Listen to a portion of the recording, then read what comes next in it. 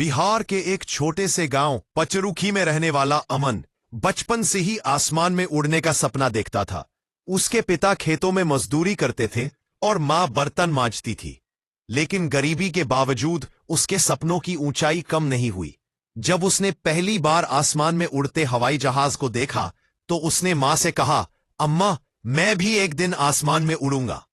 समय बीतता गया। अमन ने 10वीं में टॉप किया, लेकिन आर्थिक स्थिति कमजोर थी।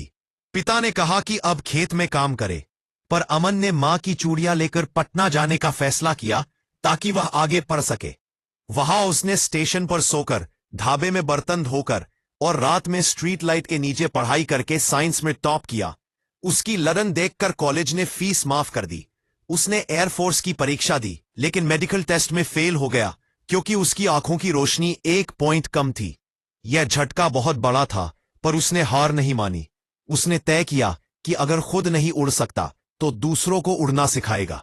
उसने एयरोनॉटिकल इंजीनियरिंग की पढ़ाई की, दिन में कॉलेज और रात में ट्यूशन पढ़ाते हुए डिग्री पूरी की।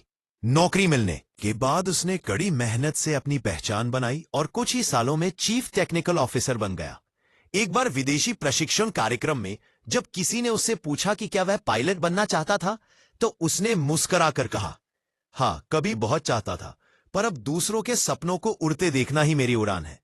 वहीं से उसे विचार आया कि गरीब बच्चों के लिए स्काई पाथ फाउंडेशन बनाई जाए ताकि कोई बच्चा पैसों की कमी के कारण अपने सपनों को अधूरा न छोड़े। उसने अपनी तनख्वाह का हिस्सा संस्था को देना शुरू किया और सैकड़ों बच्चों के जीवन में उजाला भर दिया। कई साल बाद जब वह अपने गांव लौटा तो सब लोग गर्व से उसका नाम ले रहे थे। उसने अपनी मां के पैर छूकर कहा, अम्मा, तुम्हारी चूड़ियां अब आसमान तक पहुंच गईं, और गांव में एविएशन लर्निंग सेंटर खोलने की घोषणा की ताकि कोई बच्चा अपने सपनों के लिए शहर न छोड़ना पड़े।